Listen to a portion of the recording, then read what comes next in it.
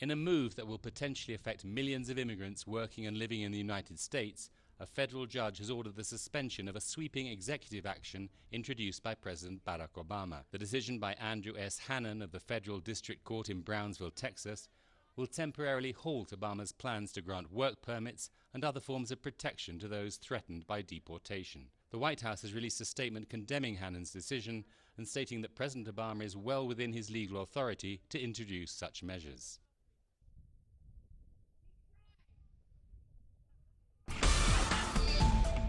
At least 18 people have been killed in Haiti when a carnival float collided with a high-voltage power line.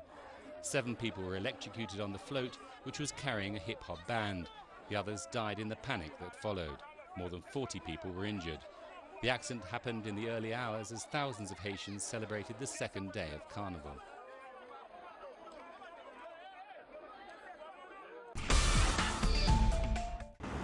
Although Mexico has more than 74 million Catholics, being the second most Catholic country in the world, not all of this region's believers have faith in their church. This sentiment is also felt by the estimated thousands of victims of sexual abuse by Catholic priests here in Mexico. The victims who speak out say the church's influence is intertwined with state power, making impunity rampant. Unfortunately, the judicial systems are not designed to provide us victims with sufficient support against these crimes, and it's worse when it has to do with members of the clergy who are generally corrupt just like those in the government. Although the Church's Pope Francis sent a letter last week to the institution's bishops declaring that there is no place for those who conceal clerical child abuse, rights defenders argue that the Pope's calls are only superficial. These measures do not correspond to a no-tolerance policy against clerical pedophilia. Instead, they worsen the pain of the victims, and they do not generate institutional processes which would allow for truth and justice. Rights groups in the Americas are building an international network so as to help victims denounce abuse as well as bring cases to criminal courts outside of the church. Victims and rights defenders say that to ultimately end pedophilia in the church will take much more than the political will of the Pope, but rather fundamental systemic changes to the Vatican. Clayton Khan, Telesur, Mexico City. In the midst of a political party crisis and interference of illicit funds into the electoral system of Peru, the body in charge of elections has urged the government to make reforms. However, the issue continues to stall in Congress, and there is no set date to discuss 11 legislative projects addressing electoral reform.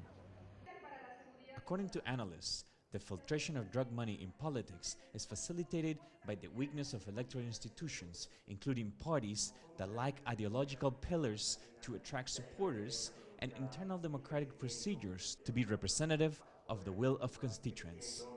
The essence of the matter is that the system of political parties in the country has disappeared.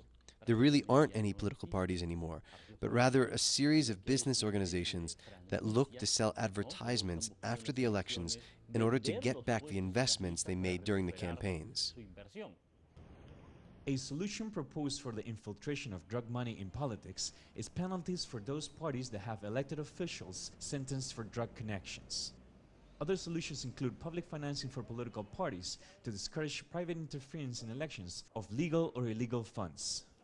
A proposal to make political parties more responsive to the electorate is to make it mandatory for them to have internal, open, and transparent primary elections.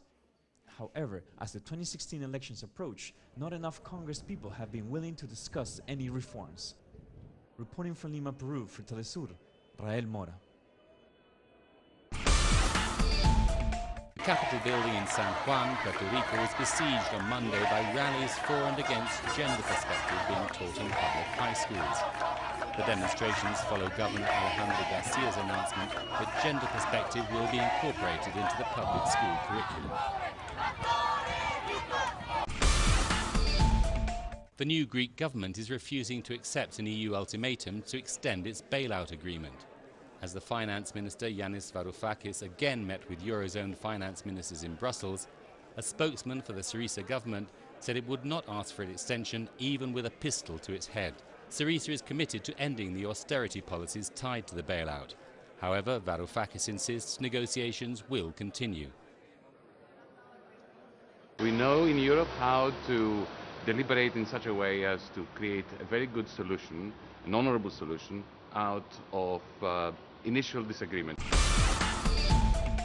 Egypt has carried out a second round of bombings against the Islamic State group in neighboring Libya.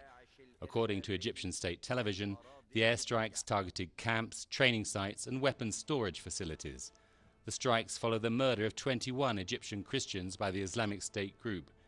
Egyptian President Abdel Fattah el-Sisi has asked the United Nations to authorize an international coalition to intervene in Libya.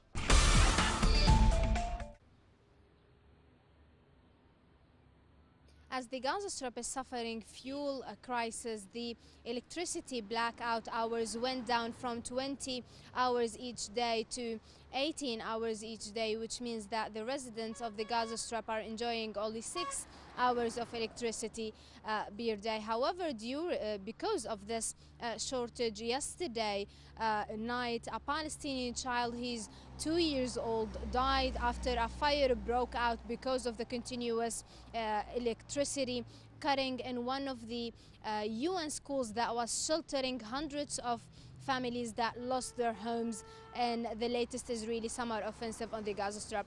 The residents of Beit Hanun who lost their homes during the summer Israeli invasion on the Gaza Strip are now sheltering in a school called Ashawa School, and yesterday night a great fire broke out in the school, killing one Palestinian child and also injuring his 19-year-old brother who was trying to evacuate him.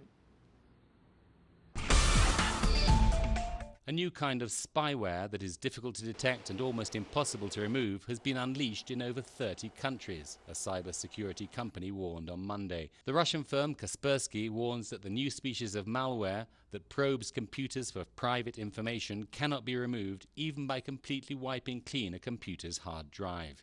Kaspersky says the spyware is very similar to other such viruses developed by the US National Security Agency. The annual Mardi Gras or Fat Tuesday celebration in New Orleans is set to take place later Tuesday night. Preceding the celebration, revelers took to the streets of the French Quarter for the warm-up Lundi Gras festivities. During the celebration, Rex, the king of the carnival, issued his royal proclamation inaugurating this year's Mardi Gras. Welcome to New Orleans! Happy Mardi Gras!